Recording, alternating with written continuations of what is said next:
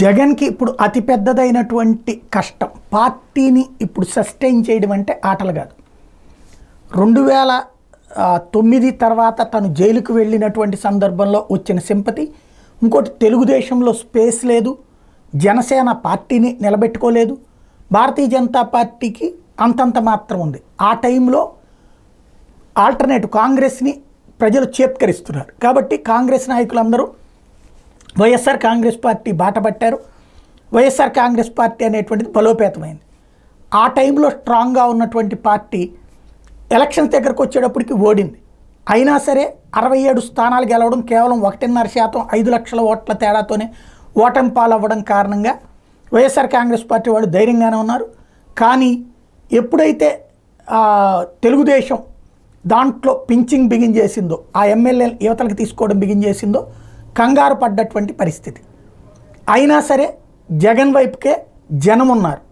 ఆ 23 మందిని తీసుకున్న ఎఫెక్ట్ చంద్రబాబుకి దెబ్బ కొట్టింది, జగన్ని అధికారంలోకి తీసుకొచ్చింది. సీన్ కట్ చేస్తే తినైతే తెలుగుదేశం వాళ్ళు ఎవరిని యువతలకు లాగలేదు, లాగాలనుకుంటే లాగలేదు. ఎందుకంటే ఒక పార్టీని దెబ్బతీయడం అసాధ్యం అన్నటువంటిది ఆనాడు వైఎస్ఆర్ కాంగ్రెస్ పార్టీని తీయాలని ప్రయత్నించినప్పుడు సాధ్యం కాలేదు కాబట్టి తనకేమీ కాదన్నటువంటి ధైర్యంతోనే ఉన్నాడు. ఓ 4 వచ్చినా సరే వాళ్ళకే మంత్రి పదవులు ఇవ్వలేదు.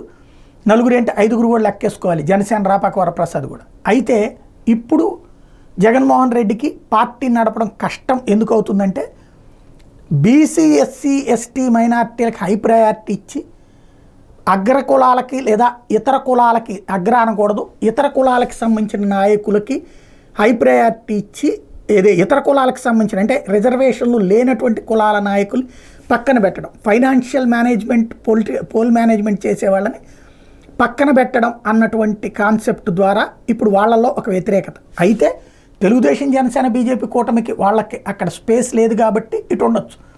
కానీ రేపొద్దున పవన్ కళ్యాణ్ ఇక్కడతో ఆగిపోడు.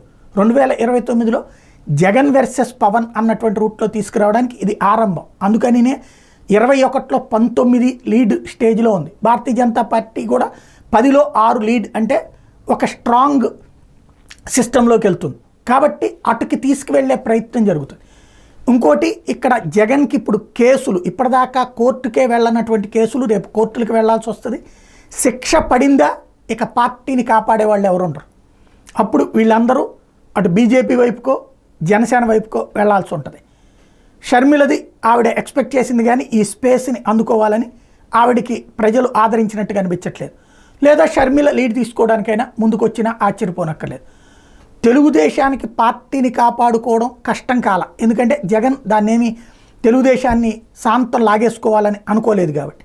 కానీ ఇప్పుడు వైసీపీని క్రిందసారే లాగేయాలనుకున్నప్పుడు తెలంగాణలో తెలుగుదేశం పార్టీ పరిస్థితి ఎట్లాగైందో ఇక్కడ ఆ పరిస్థితి వస్తుందా లేదా అనేది తెలంగాణలో ఆల్టర్నేటివ్గా బీజేపీ, కాంగ్రెస్ 3 ఉండేటప్పటికి 3 మధ్యలో బీఆర్ఎస్ భారీగా దెబ్బతింది. ఇప్పుడు ఆంధ్రప్రదేశ్లో ప్రాంతీయ పార్టీలుగానే 3 ఉన్నాయి, తెలుగుదేశము, జనసేన, ఇటు వైఎస్ఆర్ కాంగ్రెస్ పార్టీ. ఇప్పుడు వైఎస్ఆర్ కాంగ్రెస్ పార్టీని దెబ్బ కొట్టడానికి అటు తెలుగుదేశం ప్రయత్నిస్తే ఇటు జనసేన ప్రయత్నిస్తుంది.